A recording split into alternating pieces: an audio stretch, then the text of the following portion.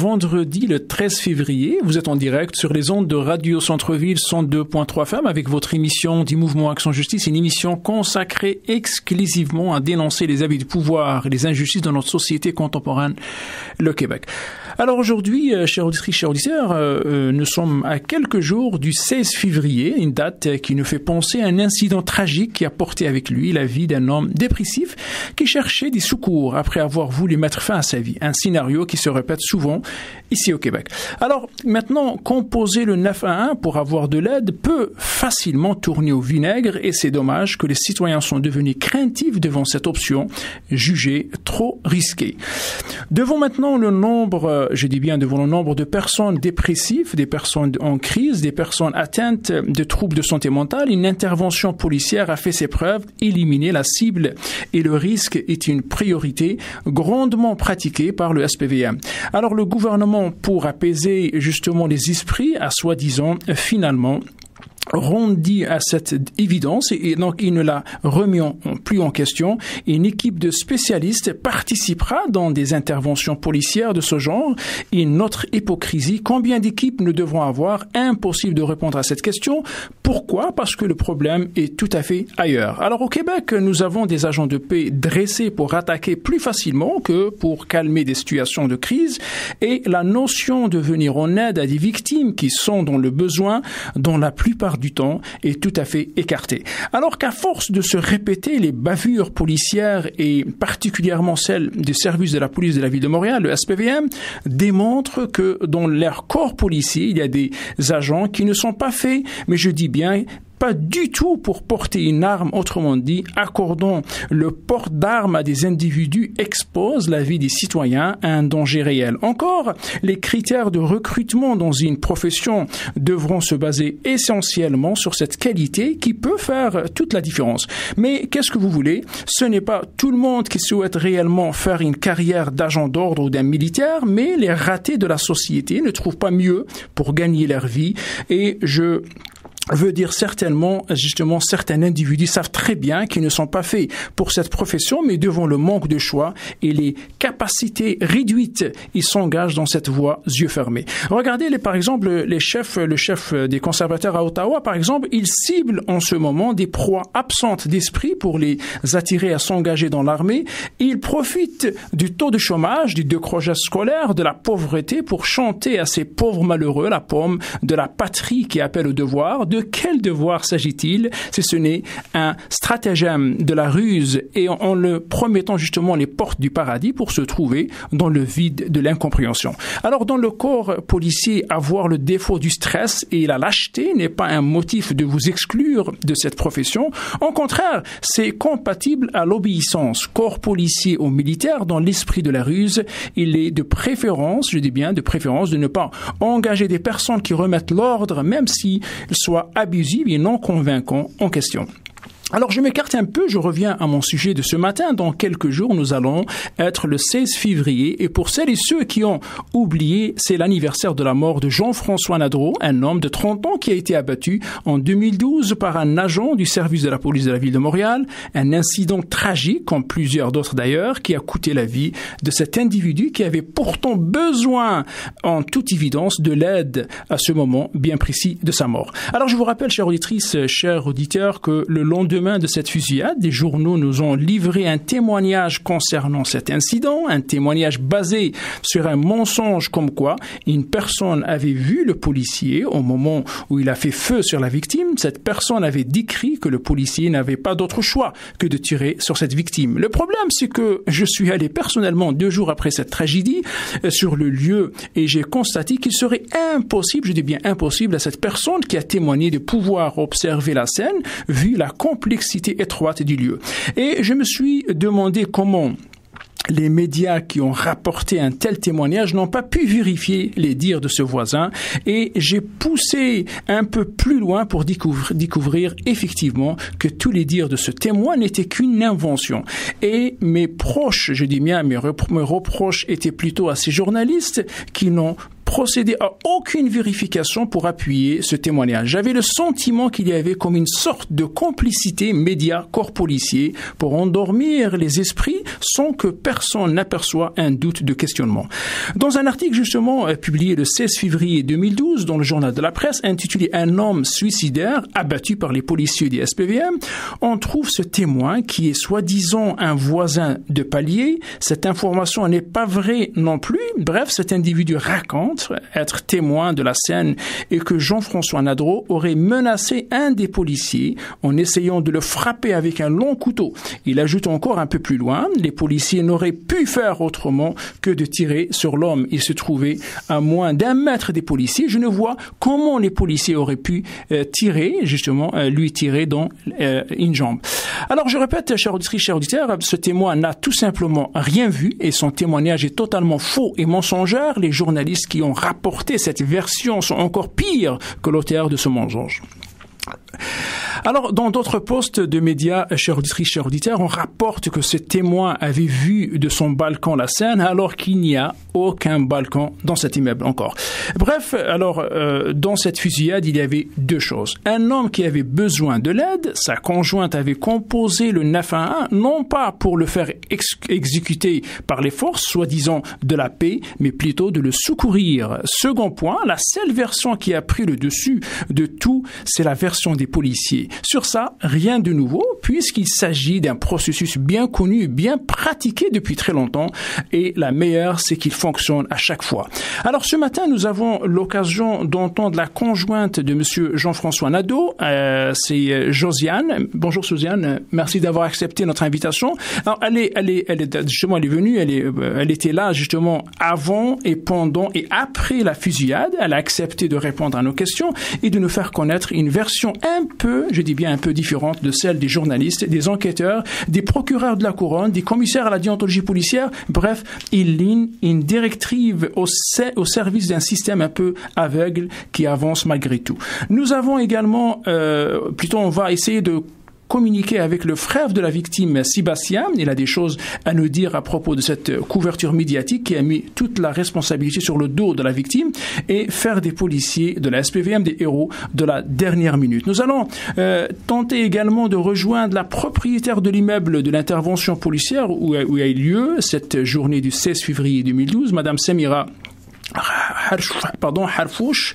Elle a en plus une histoire à nous raconter parce que justement le service de la police de la ville de Montréal, le SPVM, l'a obligé. Imaginez-vous, il l'a obligé d'appeler une compagnie et elle n'avait pas le choix finalement d'appeler cette compagnie-là pour venir laver, soi-disant, le sang de la victime qui est restée sur le pavé.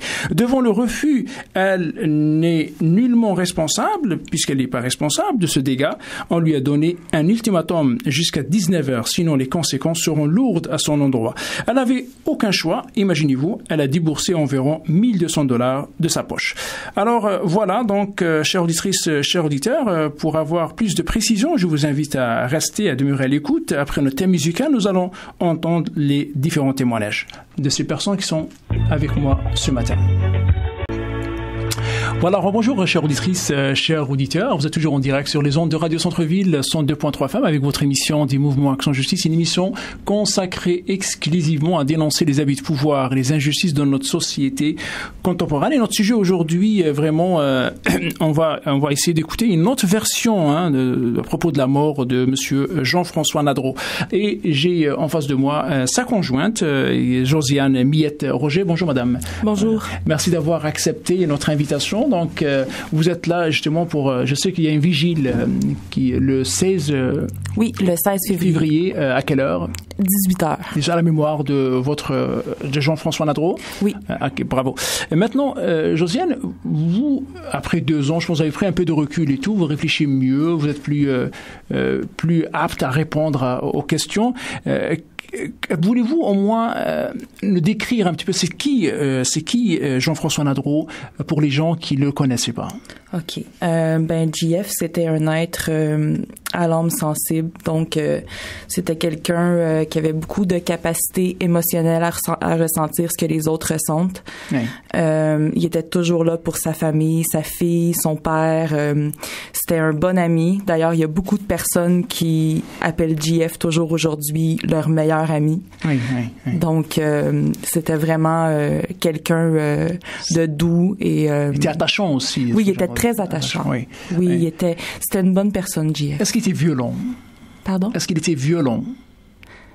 Ah, violent, OK, excusez-moi, j'ai pas compris, j'avais compris d'autres choses. Non, il était pas violent, JF. OK, pas du tout. Non. Alors, il travaillait, vous m'avez dit qu'il travaille il fait l'assemblage? Oui, il était assembleur chez Incertec. Pour les ordinateurs? Oui, exactement. Alors, il travaillait et en même temps, il s'occupait de sa fille, hein? Il y avait une fille aussi? Oui. OK. Et vous le connaissez depuis combien de temps avant? Peut-être quand c'est arrivé, là, ça devait faire 6 ou 7 ans que je le connaissais, mais j'étais avec lui depuis un peu plus qu'un an. Ah, plus qu'un an, OK. Oui. Alors, malheureusement, vous savez, vous essayez de nous parler un peu de cette nuit-là, tragique. Hein, donc, je sais que Jean-François, il était pas bien, et je sais aussi qu'il y avait 3 ans auparavant, sa mère est décédée, il était très attaché à sa mère. Ça, c'est une tragédie aussi qui l'a bouleversé aussi, et il a jamais oublié sa mère. Il vous a parlé un petit peu de sa mère? Oui. Il vous a parlé beaucoup de sa mère et tout. Et cette soirée-là, il avait une copine, une amie à lui, je pense, qui est venue vous voir. Oui. Et au milieu de la nuit, il a décidé de sortir avec elle, faire un tour d'or. Je pense qu'ils ont consommé, ils ont bu de l'alcool. Oui, avec quelqu'un d'autre aussi. Il y avait une autre personne aussi qui était là. Oui. Et le soir, mais c'était calme. Il y avait rien. Il y avait pas de, je sais pas moi, il y avait pas de problème dans l'appartement. Une fois il est revenu, comment vous l'avez constaté? Qu'est-ce qui est arrivé? En fait, le matin, il était en train de, ce qu'on peut dire, dégriser. Ouais. Oui, puis il est en train de très mal dégriser. Ouais. Mais il pleurait, il était oui, il pleurait, puis je l'avais jamais vu pleurer. Ouais. C'était la première fois que vous le voyez. C'était la première fois que je le voyais pleurer. Ouais. Il était dépressif. Oui. Ouais. Il pleurait. Oui. Il demandait quoi finalement? Il a voulu s'enlever la vie, c'est ça? Ben en fait, c'est qu'il s'est mis à se couper avec des lames de rasoir. Mais il n'a pas donné aucune raison pourquoi les motifs pourquoi il voulait le faire. Ben il pleurait. Il était triste. Oui. Hein? Oui. Okay. Il filait pas du tout là. Écoutez. Il n'a rien voulu savoir. Alors j'imagine. C'est ça, il n'a rien voulu savoir. Ouais. Alors vous l'avez vu en train de découper, donc il y avait du sang qui coulait et tout. Vous avez paniqué. J'ai paniqué. Ok. Et qu'est-ce que vous avez fait? L'idée, vous avez appelé la police ou vous avez appelé une ambulance? J'ai appelé une ambulance. Ok. Pour avoir de l'aide. Alors vous avez souhaité secourir votre conjoint. Effectivement. Et avant, là, parce que là, on a entendu comme quoi il était en crise, il cassait des choses autour de lui. Est-ce que c'est vrai? Oui, c'est déjà arrivé, mais pas pire que... Je parlais de cette matinée-là. Non, mais c'est ça, je dis, mais en fait, oui, peut-être donner un coup dans un mur, ou... Mais il était en crise, oui, mais pas pire que quelqu'un qui est fâché qui donne un coup dans un mur, là, je veux dire... Alors vous l'avez vu en train de découper les veines et tout, là, mais c'était assez... Ben, j'avais peur qu'il mette fin à sa vie. À sa vie, oui. Et il était allongé devant vous? Ben, ensuite, il s'est allongé parce que c'est sûr et certain que quand on se coupe, on va tout de suite ressentir un moment de faiblesse. Exact. Donc là, il s'est allongé au sol. Puis là, j'ai appelé le 911. 911 pour avoir... Vous avez expliqué comme quoi il y a un monsieur qui est en train de se suicider, on veut avoir de l'aide, c'est ça? Exactement. OK. Et ça a pris... on parle de combien de temps, là? Parce que c'était assez vite, hein, Josiane? Moi, je dirais qu'environ 15 à 20 minutes après qu'il soit rentré à la maison, c'était déjà fini. 15-20 minutes après qu'il est rentré déjà? Oui, 15-20 minutes, pas plus. Alors lui, vous avez entendu est-ce que les policiers quand sont arrivés sur le lieu, est-ce qu'ils ont sonné? Est-ce qu'ils ont prévenu? Comment ça? Paraît-il qu'on m'a dit au téléphone que c'est ça qui est écrit dans le rapport. Paraît-il qu'on m'a dit au téléphone que les secours policiers étaient en route. Okay. Mais écoutez, j'étais en panique, OK? Moi, j'aurais été censée là d'aller prévenir JF qui est couché sur le sol. Pour lui dire c'est la police qui vient. Ben oui, pour lui dire ça. Ce n'est pas l'ambulance. Non, ça c'est pas censé de constituer aucune surprise qu'il y ait 5 policiers qui rentrent avec des gros câbles d'acier puis qui marchent fort. Mais lui, il les a entendus en tabarouette puis il était déjà, ça l'aurait fait paniquer. quand il a entendu le bruit, c'était énorme, c'est ça? Parce que on va aller aussi écouter la propriétaire de l'immeuble. Oui. Il semble-t-il que même ils ont brisé des choses en entrant, la police. On va voir ça après. Mais donc ils sont rendus en haut. Vous étiez où là à ce moment-là? Moi, j'étais où? Oui. Mais moi, j'étais dans l'appartement. J'étais juste là, dans le fond. OK. Là, juste avant d'aller, il y a un témoin, vous avez vu, il y avait un témoin qui a parlé dans les journaux, il a témoigné. Les journalistes, ils ont pris beaucoup en considération ce témoignage-là. Et moi, je l'ai vérifié. C'était presque impossible d'avoir ce témoignage-là. Vous, pensez-vous qu'il y a quelqu'un qui a pu voir la scène? C'est impossible qu'il ait vu la façon que c'était fait chez nous. De toute façon, j'étais là quand ils sont arrivés et quand que j'ai vu JF dans le corridor. Et non, c'est impossible parce que c'est fait trop étroit chez nous. Oui, ça, je le confirme. Alors, c'est quand même, on reproche beaucoup à ces journalistes qui étaient sur le lieu. Ils ont même pas voulu vérifier. Alors, ils ont comme donné un peu de l'eau dans le moulin malheureusement de la version policière. Maintenant, vous regardez, vous observez devant vous. Je sais qu'il avait une machette dans la main, c'est ça? Exactement. Décris-moi cette machette-là, parce que c'est important. Parce que vous m'avez dit que une fois, il a vu les policiers, la porte était ouverte. Oui. Jean-François Nadreau, il était allé vers la porte, oui. Mais il s'est mobilisé devant la porte. Il s'est mobilisé devant la porte. OK. Il n'a pas bougé. Il priait de s'en aller. Il a demandé de partir. Tout ce qu'il voulait avoir, c'était la paix. Il voulait que les policiers s'en vont de la place, c'est ça? Exactement. Mais il avait quand même cette fameuse machette dans la main. Oui. Et qu'est-ce que vous avez entendu entre là? Est-ce qu'il y avait une discussion entre les policiers plutôt, et la victime? Oui. Oui, il y a eu une discussion entre les deux. Une courte discussion, ça a pris combien? Une très courte discussion, ça a pris peut-être environ 15 secondes. OK. Oui. Pouvez-vous nous dire c'était quoi les mots qui s'étaient lancés? OK. En fait, il a dit « lâche ta hache », puis JF, il a répondu « mais non, franchement, c'est pas une hache que j'ai, c'est une machette ».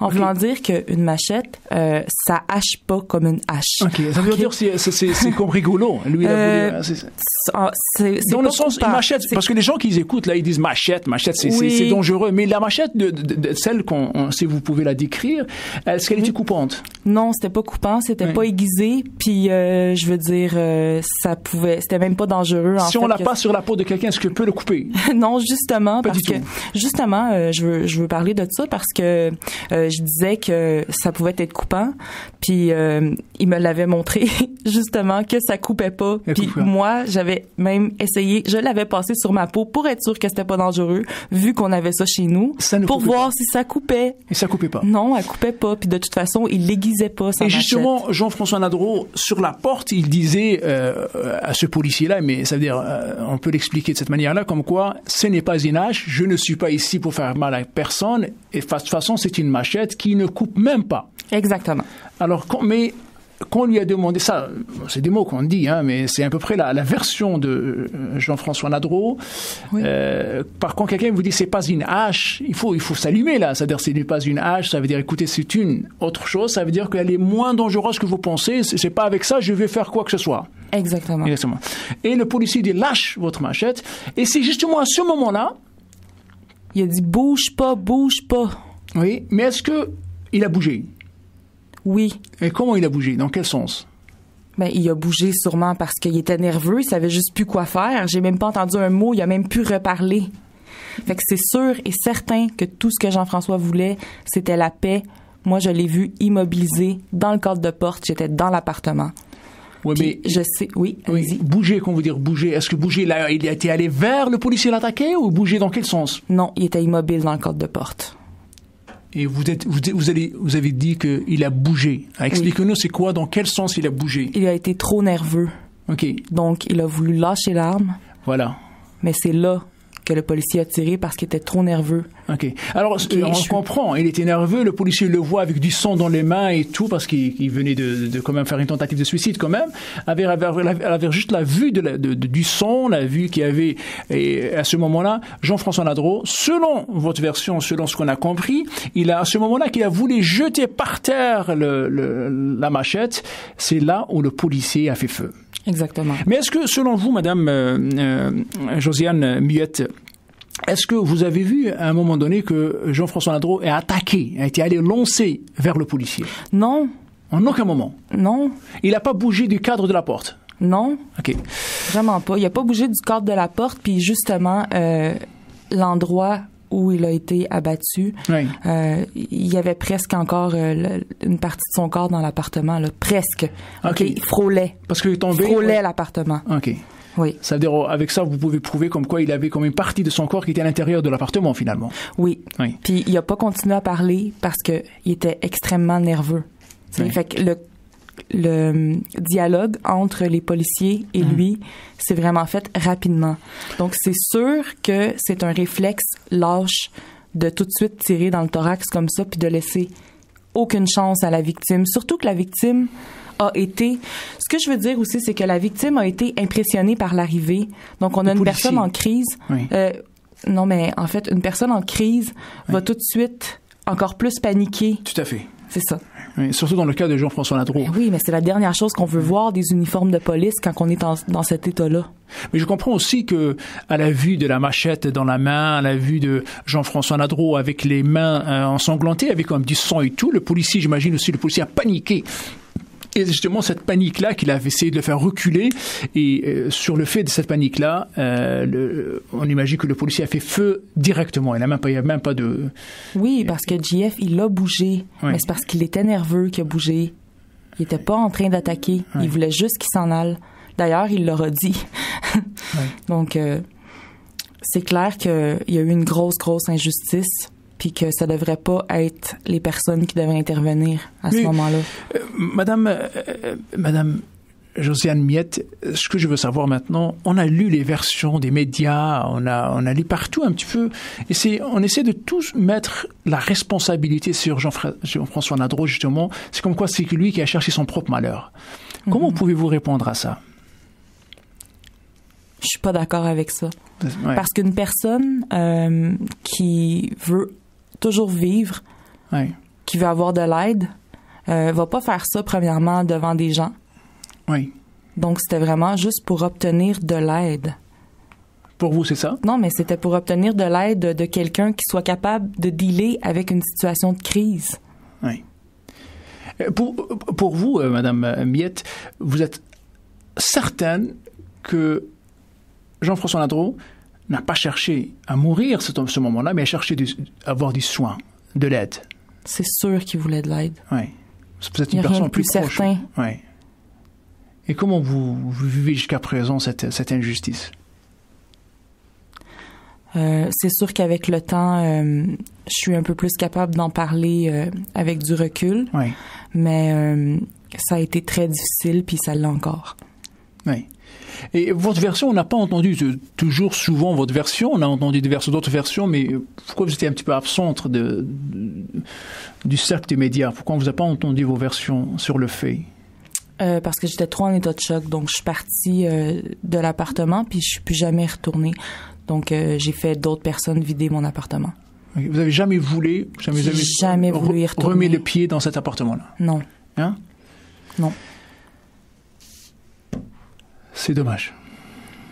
Et vous demandez aujourd'hui à ces gens qui vous écoutent, vous sensibilisez la population de participer à cette vigile. Vous savez bien qu'il n'y a aucune accusation et ils n'ont pas porté d'accusation contre le policier qui a tiré. Encore pire, la déontologie policière, ils ont rejeté aussi la plainte aussi. C'est quoi votre réaction? Je suis pas surprise de ça, étant donné leur façon d'agir. Donc, s'ils n'ont pas plus de respect que ça, je pense pas qu'ils vont avoir plus de respect si quelqu'un fait une plainte. Oui. Je trouve que c'est juste un gros manque de respect. Maintenant, puisque tous les dossiers sont fermés maintenant, vous n'avez pas de recours, j'imagine, et vous êtes là aussi et vous voulez continuer à dénoncer cette situation-là, dénoncer cette injustice-là.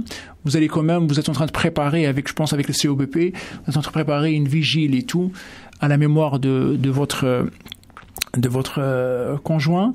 Ça va vous donner quoi de le faire? La vigile? La vigile, cette mémoire, ce souvenir, vous êtes toujours attaché à ça. Est-ce que pensez-vous qu'un jour il y aura une injustice ou vous voulez épargner à d'autres personnes cette injustice? Oui. Oui? Oui, c'est important. c'est important de le partager puis qu'il y ait le plus de gens possible qui soient là parce que en fait c'est l'union qui fait la force puis c'est important de tous s'unir. OK. Allô, bonjour. Oui. Oui. Alors maintenant, nous avons sur la ligne, chers auditrices, chers auditeurs, le frère de Jean-François Nadereau, Sébastien. Bonjour, Sébastien. Bonjour. Vous avez, vous savez, vous avez peut-être écouté le témoignage de la copine de Jean-François Nadereau. Oui. Est-ce qu'on peut savoir votre réaction à vous, là? Ma réaction face au témoignage de Josiane? Oui. Moi puis Josiane, on se voit encore dans la vie de tous les jours. On est restés en contact, on est des amis. Oui. Puis je suis toujours tout à fait d'accord avec les propos qu'elle tient par rapport à Jean-François. OK. Sébastien, vous savez, le lendemain de la mort de votre frère, malheureusement, il y a les journalistes, ils ont apporté plein de choses. Et je voulais juste confirmer avec vous, est-ce que vous avez dit comme quoi, finalement, il n'y a pas de nécessité, c'est-à-dire, ce n'est pas nécessairement la faute des policiers? J'ai relu l'article, oui, en question. J'ai dit que j'en voulais pas aux policiers qui ont tiré. Oui. Quand je dis que j'en voulais pas, c'est en voulant dire que je n'ai pas de rancune. Est-ce que je pardonne? Je pardonne pas. Est-ce que c'est la faute des policiers? À ce moment-là, peut-être que j'avais l'impression que c'était pas la faute des policiers. C'est sûr qu'avec du recul, là, on parle de ça, les événements viennent d'arriver. C'est pas encore non plus totalement clair le déroulement de la situation, comment ça s'est passé. J'étais pas là. Les gens qui étaient là sont encore très en peine. Puis c'est pas comme très clair tout à fait dans ma tête, moi, le déroulement de la situation. C'est sûr que avec du recul, en ayant parlé avec des gens qui ont vu beaucoup de cas comme ça, je me rends compte que c'est sûr que il y a une grande partie de la responsabilité qui retombe aux gens qui sont intervenus. Oui, mais Sébastien, vous étiez finalement, vous n'étiez pas informé, vous n'étiez pas témoin, vous ne savez pas comment ça a été déroulé, la fusillade. Exact. Okay. Et sur ça, vous avez peut-être eu une autre version, et suite à cette version-là, vous avez dit, écoutez, là, moi, j'ai rien à me reprocher aux policiers. J'ai jamais dit que j'avais rien à reprocher aux policiers. Oui. Au contraire, j'ai toujours dit que il y avait un gros problème de ce côté-là au niveau des interventions, que les policiers n'étaient pas aptes à intervenir dans ce genre de situation-là. J'aimerais aussi soulever quelques points. Il ne faut pas oublier le contexte social dans lequel l'intervention est arrivée. On parle de Hochelaga-Maisonneuve. Moi, mon frère, on est des enfants de Hochelaga-Maisonneuve. On a toujours grandi dans Hochelaga-Maisonneuve. On a vécu là toute notre vie. On a toujours été victime de profilage social de la part des policiers. C'est-à-dire, mon frère encore beaucoup plus que moi, parce que mon frère était un petit peu plus marginal, si je peux utiliser le terme. Là. C'est un peu péjoratif, j'aime pas le terme. Mais bon, quand on vient d'Hochelaga-Maisonneuve, puis qu'on porte des chandails de groupes de musique un peu rock ou dès qu'on sort un peu de la ligne comment je peux dire, dès qu'on est dans la marge, les policiers sont toujours après nous. Depuis là, je dirais l'âge de 9 ans, là, on a été victime de profilage social, c'est-à-dire des policiers qui interviennent auprès de nous sans raison, qui nous arrêtent pour nous poser des questions. Mon frère a déjà été même brutalisé quand il avait 16 ans par un policier dans un guichet automatique. Il était rentré pour retirer de l'argent. Quelques minutes auparavant, il y a des gens qui avaient appelé pour dire que des gens essayaient de vandaliser le guichet automatique. Et quand mon frère est arrivé, ces gens-là n'étaient pas là. Il a retiré de l'argent, les policiers sont rentrés, ils l'ont lancé dans la vitrine. Tout ça pour dire que ça explique un peu pourquoi la panique de mon frère quand les policiers sont arrivés. Parce que depuis toujours, il avait vécu de la répression policière simplement parce qu'il vivait dans un quartier où il y a de la pauvreté, puis que les policiers sont remplis de jugement, puis font beaucoup de profilage, et racial et social. Bon, pour le cas de mon frère, c'est un cas de profilage social. Mais Sébastien, pensez-vous que vraiment votre frère était agressif? C'est-à-dire, il a pu agresser le policier en question? Bonne question, j'étais pas là. C'est sûr que, bon, son attitude a peut-être été agressive, Mais je pense que n'importe qui. On met beaucoup de personnes dans une situation comme ça, dans une situation de crise, qui a vécu beaucoup de répression de la part de la police, souvent injustifiée, là. On parle de répression souvent injustifiée, là. J'aurais peut-être réagi moi-même de la même façon, là. Ouais. Aujourd'hui encore, quand les policiers interviennent auprès de moi, on fait juste regarder les événements là, du printemps érable. Là. Ça m'est arrivé de me retrouver confronté avec des policiers. Je suis pas, quand c'est injustifié, je suis du genre à me révolter, puis c'est exactement le même genre de cas qu'on a là. L'intervention policière n'était pas justifiée. C'est ce que Jean-François sûrement a senti. Il sentait pas que c'était justifié, puis il voulait pas... comment je pourrais dire, c'est révolté, tout simplement. Oui, mais Sébastien, qu'est-ce que vous aurez souhaité, vous? Qu'est-ce que je souhaiterais? Qu'est-ce que vous aurez souhaité à ce moment-là? Est-ce que vous souhaitez que le policier... Qu'est-ce que je souhaite? Écoutez, qu'est-ce que je souhaite? Je dois vous avouer que les dernières années, les événements m'ont laissé avec un grand sentiment d'injustice. J'ai aucune confiance en les institutions de ma société pour régler ce problème-là. Écoutez, c'est sûr que j'aimerais porter cette cause-là. On aimerait, on est plusieurs, puis on aimerait tous que ça aille plus loin, qu'il y ait des accusations qui soient portées contre les policiers qui sont intervenus, que, je sais pas, moi, qu'est-ce que j'aimerais? Écoutez, rendu là aujourd'hui...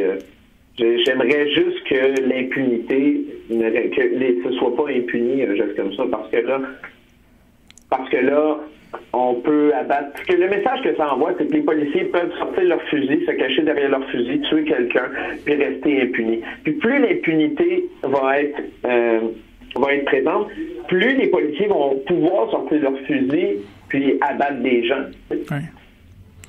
Est-ce que, finalement, Sébastien, Jean-François Ladreau, il vous manque aujourd'hui? Non, mais c'est sûr. C'est pas une journée où je me lève et je pense pas à mon frère. Oui. Le 16 février. On était très près, moi et mon frère. Là, on a toujours été très proches. Ça a été mon premier ami. On a vécu ensemble plusieurs années. On a partagé plein de choses. Donc... c'est sûr qu'il me manque, et il me manque encore aujourd'hui, et il va toujours me manquer. On fait pas son deuil d'une chose comme ça, on fait juste apprendre à vivre avec... C'est comme une amputation, là. On vit avec le manque, mais on se réhabilite jamais complètement d'une situation comme ça. Sébastien, le 16 février, il y a une vigile. Est-ce que vous allez être présent? Oui, bien sûr. Oui. Et ça vous donne quoi d'être là? Qu'est-ce que ça me donne? Oui. Vous voulez insister... C'est une façon de montrer qu'on n'oublie pas. Voilà. De rappeler aux gens que ces événements-là sont arrivés. C'est une occasion aussi de se réunir tous ensemble à la mémoire de Jean-François. Très bien. Alors, je remercie beaucoup Sébastien pour votre témoignage. Merci. Au revoir. Alors, chère auditrice, chers auditeurs, on va juste faire une petite pause musicale. On va revenir avec, peut-être on continue avec Josiane, et après ça, on va passer à la propriétaire de l'immeuble, Madame Samira.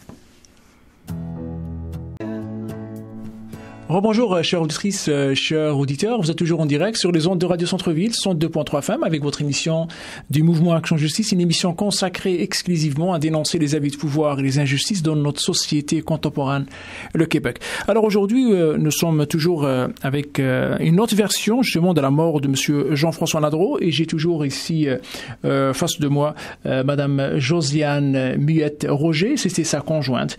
Rebonjour, Madame Josiane. Bonjour. On reprend toujours, finalement, c'est la clé de tout, que Jean-François Ladreau, au moment de la fusillade, il était dans le cadre de la porte, oui, et il n'a jamais dépassé finalement ce cadre de porte. Non, puis je veux préciser que Jean-François avait avancé et que par rapport au moment où il a été abattu, il y a eu un recul, ce qui veut dire qu'il a reculé. Donc, qu'il ait eu le temps d'essayer de lâcher son arme ou pas, ça importe peu parce que c'est exactement la même chose, ce qui prouve qu'il a pas voulu attaquer. Mais il faut aussi préciser comme quoi il était nerveux, il était le visage rouge, tu sais, porté par il était un petit peu révolté, si vous voulez, il était en panique et avec des mains entachées de sang et tout, ça fait peur, hein. Et j'imagine c'est ça qui a fait que le policier a paniqué puis il a pesé sur la gâchette. Clairement. C'est ça, hein. Oui. C'est la panique. Est-ce que le policier qui a tiré sur Jean-François Ladreau, c'est un jeune ou c'est quelqu'un de... C'est un jeune. C'est un jeune, hein? Oui.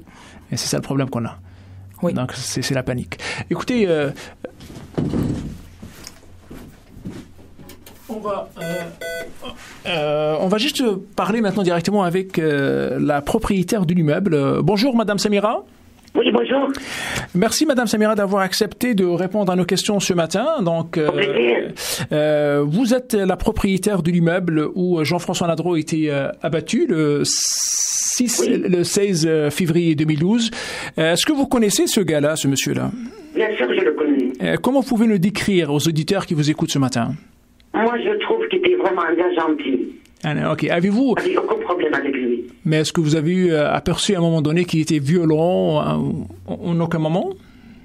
Non, sincèrement, non. Vous l'avez jamais vu? Ouais. Non. Cette soirée-là, madame,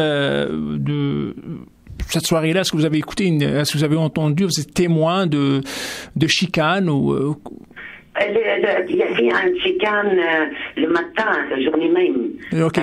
Il y avait beaucoup de bruit dans l'appartement. J'ai pas compris ce qui s'est passé, mais il y avait, oui, la journée même. OK, mais vous n'avez rien vu de la scène? Non. Oui, une seconde, oui, Josiane. Oui, je dois préciser quelque chose d'important. En fait, c'est que la chicane qu'il y a eu, c'est la personne qui était chez nous, qui est allée dans le corridor pour parler au téléphone avec son copain.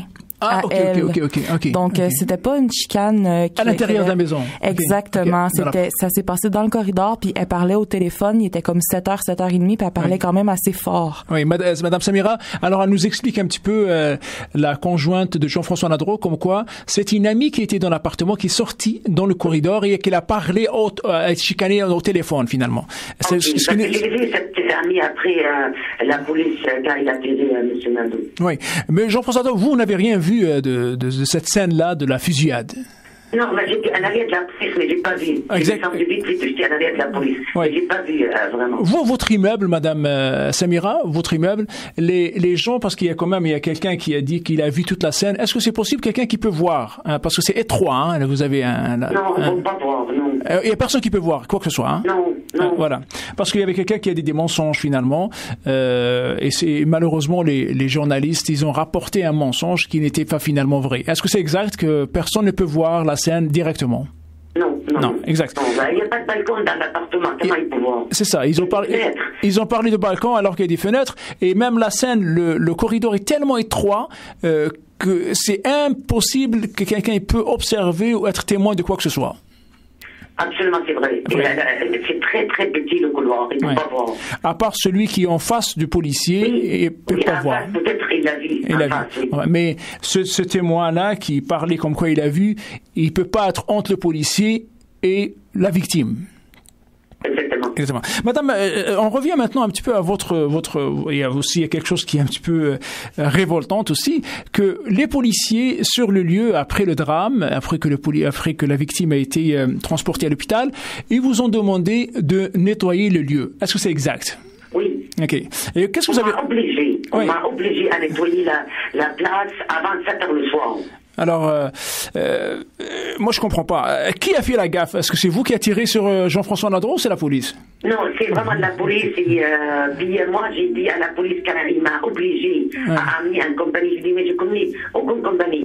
Il a trouvé le numéro, il m'a dit, appelle à Calimé. Ça, c'est le numéro de téléphone à Calimé. Mais vous avez quand même refusé. Vous avez dit, pourquoi j'appelle une compagnie pour nettoyer? J'ai dit, monsieur le policier, si vous avez fait ce crime, c'est à moi à payer. Il m'a dit, c'est ta building à toi, et puis il ne faut pas que tu parles avec la police comme ça. Alors, ils vous ont donné quand même un ultimatum. Hein. Ils vous ont dit à 19h, hein, à 7h le soir, si oui. Ça ne sera pas nettoyé. Le nettoyage avant 7h le soir. Et moi, j'ai travaillé cette journée. Il fallait que je quitte mon travail. Il faut que j'appelle la compagnie que les autres qui m'a donné le numéro à Caligny. Et Caligny, cette compagnie-là, ils sont venus sur le lieu, ils ont nettoyé. Ça vous a coûté combien, ce nettoyage? $1,200. Environ $1,200, vous avez déboursé de votre poche. Oui. Alors que vous n'êtes pas impliqué, vous n'avez absolument rien à se reprocher. Et moi aussi, après, la locataire, elle a quitté l'appartement un mois après. Oui. Aussi, j'ai perdu le revenu pour 7 logements pendant 2 ans. Il y avait un crime dans le logement. Il n'y a personne qui va louer le logement. My God. Et plus de ça, ils vous chargent, ils vous obligent de nettoyer. Et c'est eux qui choisissent même la compagnie. Et ça a coûté... Non, c'est pas moi qui ai choisi la compagnie. C'est la police. Oui. Je sais tous, chers auditrices, chers auditeurs, nous avons, en 2012, nous avons tenté aussi d'écrire à la ville de Montréal pour leur demander justement de rembourser les frais de cette dame-là parce que c'était injuste et malheureusement, on a reçu des réponses comme quoi c'était pas possible. Alors, je pense que Madame Samira, dans votre cas, vous, à part le sang qui était sur le pavé, il y avait aussi, ils ont brisé quelque chose aussi. Ils ont brisé à l'entrée des choses aussi? Oui, dans le corridor, il y avait un extincteur de feu qui était brisé, arraché. Puis il y avait aussi un cas électrique aussi qui était arraché. Oui. Aussi, j'ai payé les frais pour les réparer, les deux. Et c'est pas la ville de Montréal qu'ils ont réparé ça. Non. Et c'est pas eux qui ont déboursé ça non plus. Non, on m'a jamais demandé rien, ils n'ont jamais venu à la ville de Montréal, rien. Oui. Quel est le sentiment que vous avez, Madame Samira, envers ça? Vous n'avez pas finalement, qu'est-ce que vous gardez comme... Parce que moi, ici, devant moi, j'ai la lettre qu'on a envoyée au service des affaires juridiques et c'était exactement, nous ont référé de communiquer avec un bureau à la ville de Montréal pour le remboursement. On a la lettre qui est datée du 19 avril 2012 et une autre lettre qui est datée aussi de 16 mai 2012 et dans tous les deux, la ville de Montréal rejette de vous rembourser. Oui, ils vont rester, mais ils ne vont jamais payer la ville. OK, alors... C'est malheureux. C'est très malheureux. C'est pas mon problème, c'est pas moi qui a payé à M. Nadeau, c'est pas moi qui ai fait ça, non. C'était moi qui a payé tout de suite les frais. Vous sentez-vous vraiment ça? C'est injuste pour vous, Madame Samira? Absolument, c'est injuste. Oui. Injuste. Oui. Vous êtes révoltée aujourd'hui à cause de ça? J'ai pas compris la question, excusez-moi. Est-ce que vous êtes révoltée? Est-ce que vous êtes insatisfaite de cette situation-là? Ah, c'est sûr, je suis insatisfaite, mais on peut rien faire contre la ville aussi. Oui. Contre la ville et contre l'ordre, le policier, parce que le policier vous a dit... Absolument, contre le policier, on ne peut rien faire aussi. On dirait qu'on est obligé à faire tout ce que les autres qui me demandent, ou à nous, le peuple, tout ce qui demande la ville, ou soit la police. Nous, juste pour faire qu'est-ce que les autres ils voulaient. Et Madame Samira, juste le fait de vouloir demander, c'est pas ma faute à moi, c'est pas moi qui a commis des dégâts, c'est à vous de payer ça. Les policiers, ils ont répondu, ils étaient un petit peu stricts avec vous, ils étaient un petit peu, non, il m'a dit, il faut pas que tu parles avec la police. Vous n'avez pas... Oublie pas que tu parles avec la police. Voilà, c'est le peur, voilà. Écoutez, Madame Samira, Harfouch, c'est ça. Est-ce que vous avez quelque chose à dire aux citoyens qui vous écoutent ce matin? Mais je vais dire juste que la police et la ville de Montréal, ils font des affaires qui n'étaient pas justes de tout. Voilà. Un grand merci, Madame Samira, pour votre témoignage de ce matin. Merci beaucoup à vous. Merci beaucoup. Au revoir. Passez une belle journée. Au revoir. Bonne journée. Au revoir. Alors revenons maintenant avec mon invité, Madame Josiane Muette Roger. Je veux savoir maintenant, vous avez quand même, il y avait des funérailles, il y avait des frais à payer pour l'enterrement de Jean-François Nadreau. Est-ce que c'est la ville qui vous a aidé? Je sais qu'il vivait dans une situation un petit peu financièrement, c'était très délicate. Qui a payé tous les frais? C'est la famille. C'est la famille? Oui. Est-ce que la ville, ils ont participé dans cette... Du tout. En aucun moment? Aucun. Personne qui vous a aidé? Personne. Mais en fait, c'est la famille qui s'est occupée de ça. Oui. C'est pas moi, c'est en fait... c'est la famille de Jean-François Nadreau. C'est la famille Nadreau qui s'en est occupée. Oui. Même s'ils avaient les moyens, ils n'avaient pas tout à fait les moyens, mais ils sont allés chercher... Comme ça, exactement. Oui. Et vous aurez souhaité quoi? Que la ville devra normalement payer tous ces frais-là? Mais c'est sûr, c'est à eux de payer. Oui. Clairement. C'est complètement injuste de faire payer les gens qui sont déjà victimes de ça. Le problème, c'est pas un cas, c'est des centaines de cas comme ça. Je sais. La ville et surtout la police, la SPVM font des dégâts énormes et c'est toujours ils vont retourner la facture au propriétaire et la facture aux victimes. Oui. Comment se défendre de tout ça? Comment se défendre de tout ça? Est-ce que vous allez baisser les bras? Est-ce que vous avez demandé? Est-ce que quand nous on a écrit, ça n'a pas fonctionné, mais on va continuer de voir comment renverser cette tendance-là qui est trop injuste. Ben, écoutez, je crois pas qu'il y ait vraiment de recours par rapport à ça. Je crois pas que personne n'ait vraiment d'attente non plus parce qu'on sait dans quelle société on vit. Oui. Jean-François Ladreau, il n'est plus là aujourd'hui. Vous étiez sa conjointe pendant très longtemps. Vous étiez amoureuse depuis plusieurs années avant de cohabiter ensemble. Est-ce que vous n'avez pas tourné la page? Il est toujours dans votre esprit, Jean-François Ladreau? Il est toujours dans mon esprit. Il va toujours être dans mon esprit. Oui, vous vivez avec... Oui. Oui. Et les souvenirs là de cette fin tragique, malheureusement, ça vous revient de temps en temps? Oui, ça me revient de temps en temps, mais quand je pense à JF, normalement, c'est pas à ça que je pense. Je commence à être capable de penser... en fait, j'ai toujours, en pensant à JF, c'est pas à la tragédie que je pense le plus possible. Je pense à lui de son vivant et non à la tragédie le plus possible pour, soi-disant, me protéger. Oui. Mais maintenant, je sais que vous avez fait même demander une révision à la déontologie policière, a été rejetée, votre demande aussi. Vous étiez basé sur quoi dans la déontologie policière pour faire demander une révision de la décision de la première instance? La décision de la première instance, écoutez, c'est sûr que ça m'a pas surpris parce que justement, si on appelle des soins du 911 et que la personne qui a besoin d'aide se fait abattre, c'est clair qu'on va avoir encore moins de recours, dans le sens que tout va ensemble. Hein? Oui. Et à propos de l'invité, à propos de ce que j'appelle l'impunité justement policière. Oui. Vous gardez quoi comme est-ce que vous gardez un goût amer à propos de ça? Oui, je garde un goût très amer à propos de ça. Puis aussi, j'aime pas beaucoup quand on parle de... je comprends qu'il y a beaucoup d'injustices, tout ça, mais j'aime pas beaucoup, en fait, parler de trucs matériels qui ont été perdus parce que Jean-François, lui, il a perdu la vie. Donc... c'est sûr que, en fait, oui, je comprends qu'il y a eu plein d'injustices, tout ça. Je sais que c'est pas correct que la ville fasse débourser des frais.